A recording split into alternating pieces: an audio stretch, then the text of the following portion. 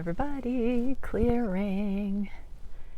Okay, we're going to do a mirroring reading today, and I guess we're just gonna dive right in.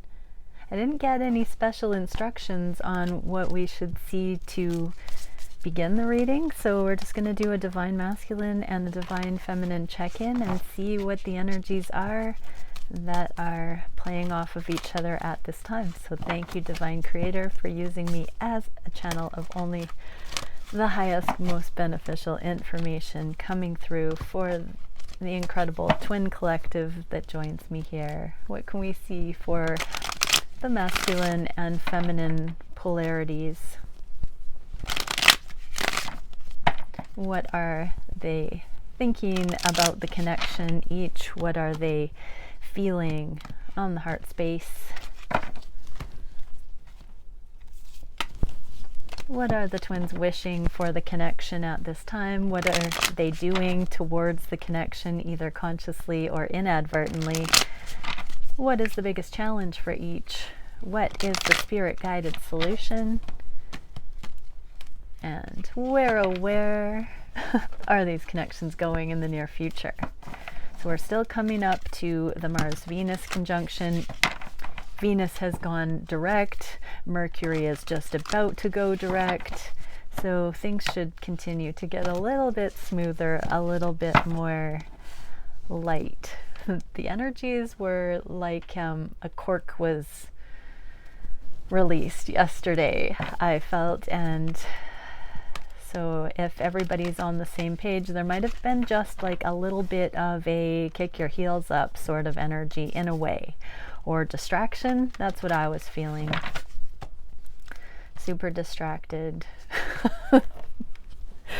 Okay, so next phase here. I just cut the Starseed deck and got the Twin Flame card on the top, so I know that the first thing, I can't help but see it. I don't know why it's turned upright, but Prism of Existence. I guess we're just going to do like a little intro thing here. Separation, extension, independence, and identity. This is a journey of mastery. It has to do with being, here's you and your twin, and the third energy, the soul connection in the middle.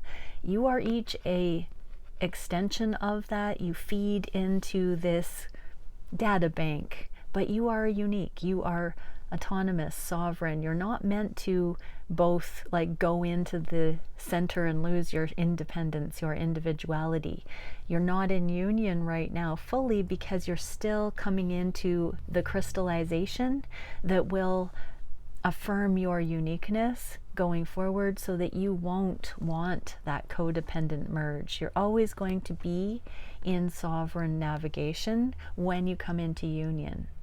This is the most precise exploration into the duality that you can get, that we are both wave and particle. And so as we maintain our particle selves, we actually come further into union. As we learn those lessons, that's what brings us into union. We don't lose ourselves. We have to maintain our sovereignty to get into the inner exploration of union. That's the only way we can go deep. So you are learning your independence. That means your finances, your living situation, your relationships with others, all of that balances out. You come into mission, you come into service, you have your self-worthiness grow. All of that is part of sovereignty. So that's the first message for all of the twins. Keep seeing yourself as an individual, and the more you understand that you've got you covered, you and the divine have got that under control, that's the right alignment to be coming into intimacy for the long haul with somebody else. And of course, they need to be in that as well. So it's not this unrealistic, when will the healing ever be done? When you're actually balanced out, when you've actually achieved mastery, that's when you come into alignment with your twin flame. If you just want to be in a relationship with somebody and you're not patient and you don't feel like you need to do any more work, go and settle for somebody. Just anybody. See if that is sufficient for you. If you want the real thing, that's not gonna suffice. So really get in tune with what do you want. If you're on the twin flame journey and you're a twin flame, it should be getting a bit easier on the journey at this point to know what you're worth and to know that you're only willing to have the real thing and to have fun along the way. Perhaps if that all sounds like rubbish, you might not be on a twin flame journey, nor is it something you prefer. You're totally okay to not prefer this kind of a journey and to just want to have a soulmate connection where you can just, get along with someone and do you and not have to keep growing and evolving as you go forward.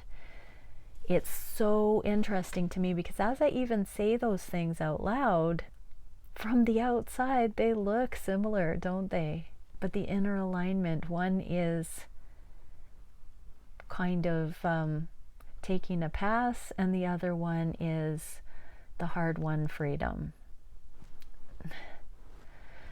It's up for your consideration. There actually isn't a right and wrong. It just means that you might not be a twin flame specialist as a soul if you don't gravitate with wanting to do the work that a twin flame journey entails. There's nothing wrong with that. Most people aren't twin flames. Most people have other things that excite them, that call them to their mastery in ways that don't have to do with relationship mastery. Twin flames are the relationship specialists. Okay, I think I'm done bringing those messages through. Let's see what the divine masculines are thinking about the connection. Ooh, new beginning of reciprocity.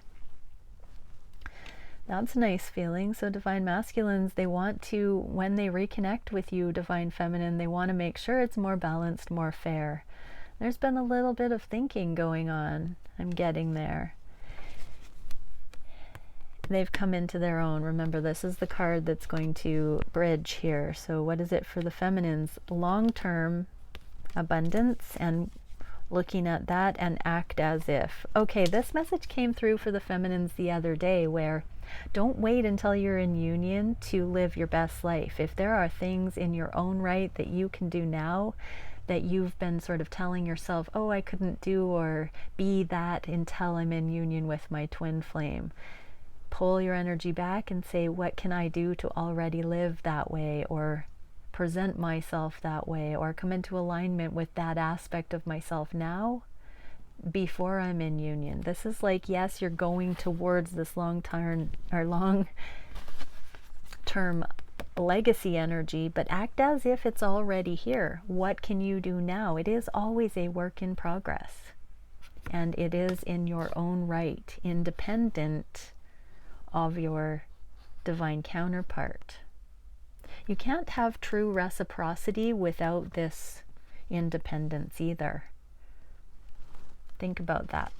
Okay, what is on the heart space? Divine masculines, yes, wanting to lay a foundation. I just heard wanting to lay a foundation of true friendship and cut you out of the fear, out of the illusion, out of the confusion about whether they loved you or not. They want to show up in the physical. We got the Ace of Pentacles. That's the ace that this Knight of Pentacles holds. So divine masculines do want to start laying a new foundation with you that frees you from confusion and fear because of the things that have happened in the past. I'm hearing it was them, not you. And for divine feminines, we have on the heart space the desire for communication, and slow and steady wins the race. There is no other card that exemplifies slow and steady like the Knight of Coins. And this combination could literally be said slow and steady wins the race, and communicating about slow and steady winning the race. So I would say this is same page on the heart space. Divine feminines, how many times have you been impatient? And even that intro message was talking about the patience required to come into mastery. And so here we see that divine feminines are literally seeing the merit of the slow and steady energy. And divine masculines are now seeing that they have a fighting chance to build with you, that you are not in crazy emotionality, that you are tempering yourself, and I just heard not hysterical, and willing to hear them out. Let's see what the union energy is. Linear sequencing, hierarchy, time, and logic. Logic and rationale are coming in. There is more grounding here. There is an opportunity, and this is also the energy of the Mars-Venus conjunction, where masculine and feminine can actually see eye to eye now. It's no longer lost in translation. So we're starting to feel that as a collective. We're starting to feel the cohesion of these communications that can come in, where a different foundation can be laid. And I've been saying it, this is the unfolding naturally transit for humanity, for the long term on the planet. This is the progression through the cosmos. This is going to allow us to have this ability to have connection unfold naturally, and for it to be a progression. So we do have the linear sequencing and the logic coming in. So yeah, that eye to eye, how beautiful to see it playing out already. Oh, I'm being told it's like Venus and Mercury retrograde were holding the elastic taut, and now that those are releasing, there is this this breath coming in towards the eye to eye. What are the masculines wishing at this time? Oh, they're wishing not to be so pent up about their emotions. Seven of Swords is a secrecy, a strategy. In the reverse, they are starting to, they used to delude themselves about the love, you know, put it in a box. Oh, it's not convenient. It would be hard work. I'll get to it. I don't feel divinely guided yet. All of that, it's the floodgates are starting to crack open. And it's not that it's overly emotional. It's just that emotions are going to start coming through now. Instead of being mystified about what they're experiencing regarding their emotions and divine feminine, they're going to actually take a moment and say, oh yeah, I see how that's connected. I see how my emotions are legitimately affected by my divine feminine on my mind right now. So in the past, they would have just changed the subject or thought about something else or worked harder. And now there's this pause. So they're wishing to kind of not necessarily daydream, but be in it a little bit more when you come to mind connected with emotions. They're entertaining it a bit longer. Feminines, what are you wishing for? Be here now. Exactly. So there is a nice progression of letting go of, you know, having to get somewhere fast, and being here now, letting go of the future, letting go of attachment, letting go of needing it to be a certain way. The irony is, it's because you can sense the unions coming in. You can sense your masculine admitting the love to themselves more, getting ready to come in. You can sense the cosmos whispering in all of our hearts that it's almost time. And so this is a major shift, because all of a sudden you've got all of this resource of energy available to you, feminines, where you're not creating these disasters that your DM isn't there yet. You know, those mini earthquakes of longing or reaching or chasing energetically, those aren't there anymore. You're letting those go, and you should really be feeling a little bit more present, especially in this new energy. Up until the eclipse, it should shift from foreign to supportive to excited, like that. So fantasy, whimsy, and wonder. I know I said not quite like daydreaming, but maybe the fantasizing is kicking back in for the masculines. And feminines, you're getting lost in the moment and seeing the beauty right in front of your eyes, the splendor. More right now, you're in flow in your moment. You're good on your own, and so you're not so caught up in the future. There's more than enough inspiration right in front of you, I'm hearing. What actions are the masculines taking? They're not pushing the river. So this is the nurturing. Queen of Pentacles is the home. It's you, Divine Feminine. And the Six of Swords is the progress, which sometimes can be the karmic situation, the masculine taking the karmic situation to safekeeping so that this can happen if karmic partners are not involved. This is the divine masculine seeing themselves as, you know, the knight in shining armor, that hero, no more, and realizing that it's just meeting another spiritual human or fully alive human face to face without having to, you know, be more, do more, embody more in some way. Like enough self-work, enough progress is done. So the masculines are coming to the realization that they're going to miss out if they keep waiting for things to be perfect. That's in every case except with the karmic situations.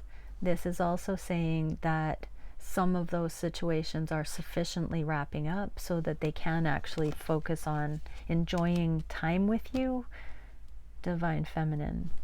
What is the Divine Feminine action at this time? Learn from the past. So you are still in this. I want to point out that this is the Eight of Swords, that the masculines were coming in, wanting to lay the foundation bit by bit, build slowly to free the Divine Feminines from misconception that the love hasn't been there.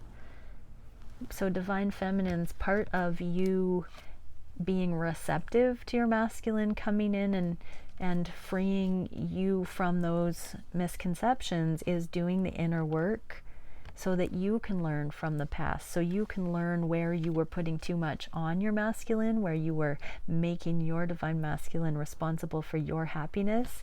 This is an illusion. You know, this woman in this card is blindfolded with a loose blindfold. The ropes aren't tight, and she could just walk out of those swords of the entrapment of the mind. It's all an illusion. So start freeing yourself and seeing things in a higher light, Divine Feminines. Anything that you still think is your masculine's issue, ask yourself if that's necessary, true, or kind, and really see how you could look at it differently so that you will either not engage in that again, or you can see the error of your ways so that you release your masculine from having been the bad guy. What is the card between? Harmonic oscillator, timing, rhythm, synchronization, and frequency. So there's a harmony coming in. It's both sides of it. The divine masculines are putting down the need to be the savior, and the divine feminines are putting down the need for the masculine to be the knight in shining armor. And they're doing it for themselves. I'm just thinking of Moana. It's beautiful. So meeting in harmony, not in expectation or attachment or duty or role play like that, but doing it all in our own rights. What is the biggest challenge for the masculines? Putting down the grudges, putting down the things from the past, putting down the resistance, and taking this leap of faith through this higher love, high heart chakra opening, knowing that there is a cosmic mission, a bigger than the 3D reality life to access, and just surrendering to that. I'm getting, what is the spirit guided solution for that challenge? Go through the motion, let go of the past, come into the now. Don't filter it through things that have happened. Be free. Be here now. Be free. Go towards the light. Live in the light. Do it. Just embody it. Divine masculines. What is the feminine challenge at this time? Oh my gosh. This is the Fool card. We both got the leap of faith, the Fool. Both are challenged with being ready for this new beginning. Lay a solid foundation. So yeah, this is like the most surreal, uncanny mirroring, like the Fool and then this perseverance, impeccable foundation kind of energy here. So it's a similar challenge Divine Feminines, laying a solid foundation, as we just saw, is you freeing your own mind, being your own savior. Your connection with Source being the impetus, the motive, the security, not your person. And the solution for the feminines, tend to the small things. So lay a solid foundation, but tend to the small things, the things that you've brushed under the carpet, the things that you have left for a rainy day, the things that you've said don't matter that much in your own shortcomings, like the little social graces, the little sheepish things, or things that you don't really acknowledge are a bigger deal than they are, that you kind of bypass. Get to really looking at those, see them as actually the strongholds, see those insignificant things as the things that actually direct your decisions more often than you would imagine. This card always has, for me, this letter Y in the ropes, so understand the reasons why the little things matter so much. Divine Feminines, that's how you can continue to free yourself, because it's those little things that tether you away from being present that actually have far more power, because we don't give them a lot of consideration. We don't think they're a big deal. I'm actually going to pull some clarification, because I'm hearing Divine Feminines going, I don't know what she's talking about. So let's ask the Divine what the Divine wants to say there. So what are the little things that the feminines, I'm being told a different deck. What are the little things that the feminines need to do? Rest more. Literally rest and balance out more. The Hanged Man. Self-love, self-care. Yeah. Taking time for you. Taking time to go to the Divine directly. Go to the Divine and ask and meditate. Take time out. Literally, we're just being told, take more time out for you, Divine Feminines, where it's you and the Divine. Wow, okay. Union card. Starseed Awakening, I want to say. So the Divine Masculines got the Starseed card, and we got the Fool for Divine Feminines, which is exactly the same card. So both, you can't make it up. Starseed Awakening, Cosmic Heritage, Galactic Remembrance. When the planet unifies, when any planet unifies as a global community, like we're doing right now in the human ascension, we become a level 1 society where we are now unified on the planet and become a cosmic player. We've reached the markers, everyone. This is absolutely beautiful. And so not only are we seeing eye to eye with the February conjunction, but this is where those polarities balance on the planet and union. I'm seeing this kind of like this moment where the eye to eye energy happens, and like a supernova where it's like we set a new frequency grid, by which we suddenly now are a cosmic player. And that means we've harmonized. We're seeing the twins are doing this on an energetic level through the polarities, the masculine and feminine, in our autonomy, our sovereignty. It's something that's just happening through us. And it's a collaborative effort. It is a fractal template throughout all of society around the globe. We are anchoring this for humanity with the letting go and the observations and the becoming and letting the love come through. Just being us with the hearts that we have for this journey is all that's required. I want to say that again. And that is helping to keep a certain integrity for the masculine and feminine polarities through all the crazy changes happening on the planet. And we are succeeding in that balancing act for the light and for harmony as we become cosmic players. Okay, where is the connection going from the masculine? Yeah, here is the starseed, the indigo. Look at that. The gem, the faceted gem, these new templates, this new crystalline version coming in. The Seven of Wands here, this is the setting of healthy boundaries. So divine masculines are going to continue to be thought leaders, innovators, shamans, influencers, magical badasses that have this ability to be chieftains, to unify their people, their affiliations, their peers, colleagues, communities.